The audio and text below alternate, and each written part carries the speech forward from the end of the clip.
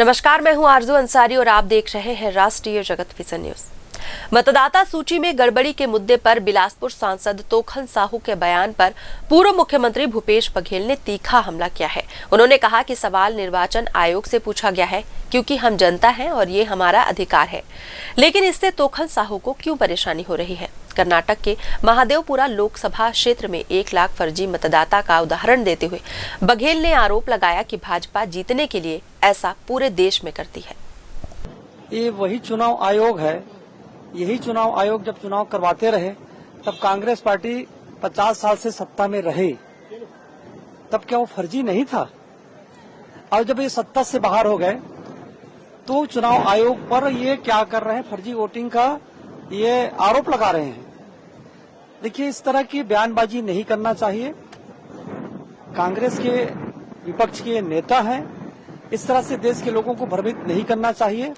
जो स्वतंत्र संस्था है, जिसके ऊपर देश के लोगों को भरोसा है, न इलेक्ट्रॉनिक वोटिंग मशीन आज पूरी दुनिया जिसे स्वीकार करती है, तो इस तरह का आरोप लगाना निराधार है, गलत है, असत्य है।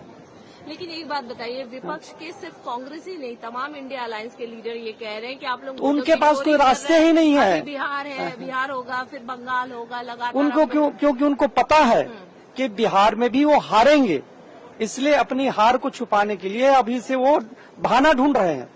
बिहार की जनता भी नकारेगी, पूरे देश की जनता नकार चुकी है इंडी गठबंधन को, कांग्रेस पार्टी को, इसलिए वो अभी से बहाने बना रहे हैं। देखिए, वो सत्ता में है और हम सब नागरिक हैं। सवाल तो सरकार से पूछा जाएगा, और ये सरकार से नहीं, ये निर्वाचन आयोग से पूछा गया है। निर्वाचन आयोग तो जवाब नहीं दे रहा है। लेकिन तोखन साहू के पेट में दर्द क्यों हो रहा है?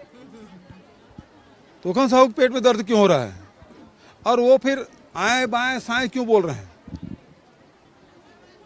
असली नकली ये बोलने के बजाय वो बताए कि ये जो 5 बिंदु में राहुल जी ने जो सवाल पूछे कि एक विधानसभा में महादेवपुरा में, जो कर्नाटक के बेंगलुरु सेंट्रल के जो लोकसभा उसकी एक सीट है, उसमें 1 लाख से अधिक मतदाता फर्जी इस प्रकार से चुनाव जीते हैं। तो ये तो पूरे देश भर में इस प्रकार से करते हैं।